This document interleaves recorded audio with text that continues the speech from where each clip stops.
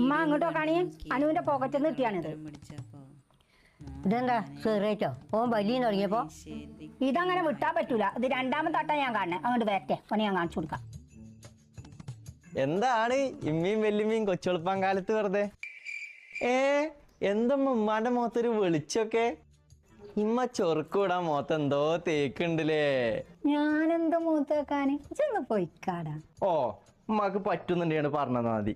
ഇത് നോക്കുമുട്ടിയെ ഓന്റെ കീസിൽ നിന്ന് പിന്നെയും കിട്ടി. അത് സാരല്ല മാവടെ കേസിൽ തന്നെ ഉണ്ടേ. എടി മോയന്തേ അന്ന ഒന്നല്ല വണ്ടി കയറ്റി, അത് മനസ്സിലായില്ല എനിക്ക്.